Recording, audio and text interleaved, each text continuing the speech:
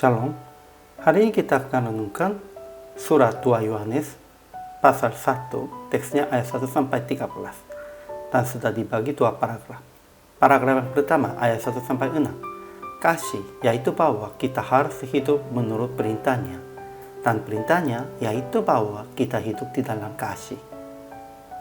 Paragraf yang kedua ayat 7 sampai 13.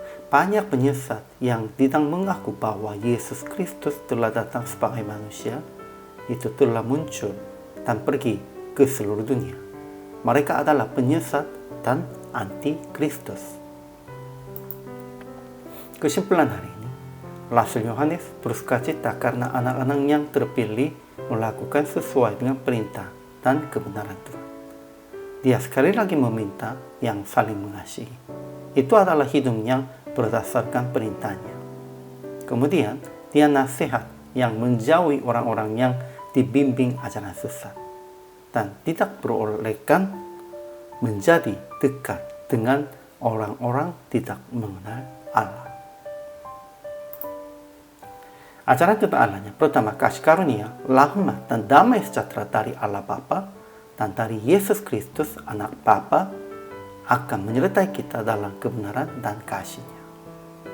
Kedua, Bapa telah memberi perintah kepada anak-anaknya dan Yesus Kristus telah datang sebagai manusia. Ajaran tentang manusianya, pertama, Yohanes, seorang penatua, mengirim surat kepada ibu yang terpilih dan anak-anaknya yang benar-benar dia kasih. Tetapi Yohanes berharap datang sendiri kepada mereka supaya berbicara berhadapan muka dengan mereka. Kedua, Yohanes menuliskan perintahnya kepada ibu-ibu supaya mereka saling mengasihi, dan kasih itu yaitu bahwa mereka hidup menurut perintahnya, dan perintah itu yaitu bahwa mereka harus hidup di dalam kasih.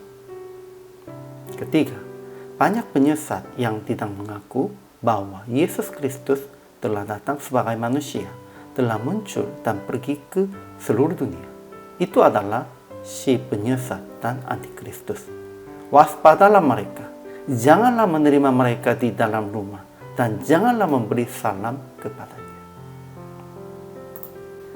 Aplikasi hari ini. Pertama, mengasihi sesama. Inilah hidup menurut perintahnya.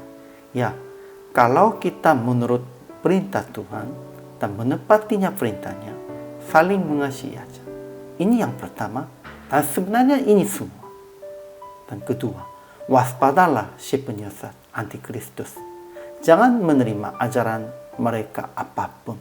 Jangan memberi salam kepada mereka yang menyesatkan jemaat.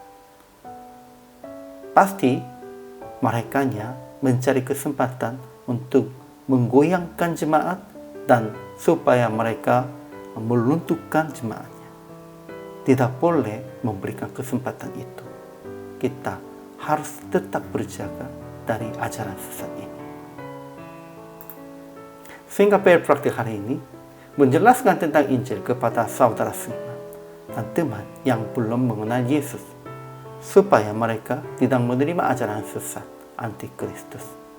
Hari ini kita harus lebih menguatkan saudara seiman, dan sekalipun teman-teman yang belum mengenal Yesus pun juga harus menjelaskan tentang itu. Yesus adalah anak Allah, berasal dari Allah dan Kristus. Itulah penting. Hari ini juga kita harus memberitakan ini. Hari ini juga selamat melayani.